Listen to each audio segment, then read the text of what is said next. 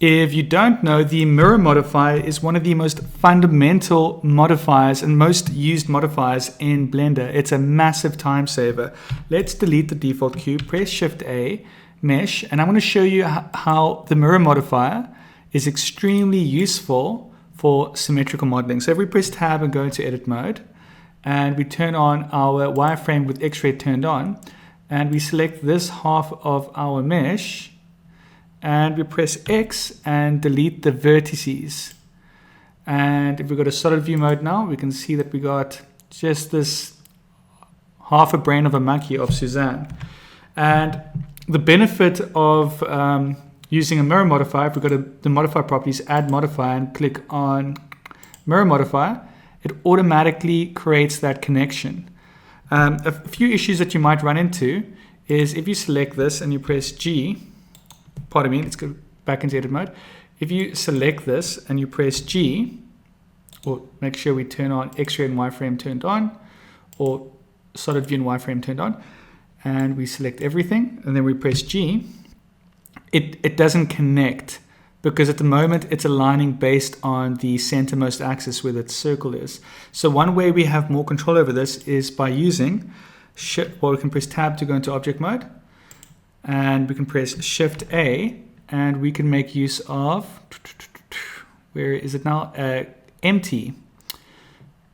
Here we go, an empty, and I would normally use just a plain axis as the empty. And then I would select this, and in the mirror modifier, I would make the empty the one that controls how this connects. So now if we select our empty, and we press G, and we grab it around, it moves it up and down, left and right.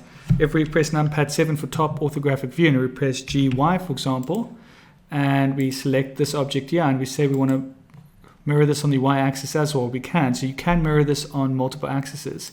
And if you want to press numpad 1 for front orthographic, but press GZ, you can select this again and press Z as well. Now you have 4 monkey heads, all modified.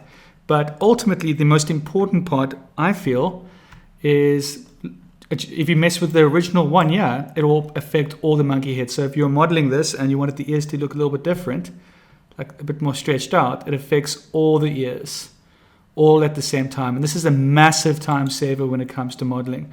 Another issue that you might run into, press Tab, go into object mode. For example, if you press G, X, and it's a little bit apart like this, and for whatever reason, it's not clipping properly. One thing you can do over here is you can create a clipping thing, and you can just increase this, maybe 0.01. If that's not working, let's just keep on going up until we see 0.1. There we go. And it will automatically clip anything that is that distance apart together. So it can connect things quite nicely into one solid mesh so that there's no weird spots. Let me turn off X-ray so you can see.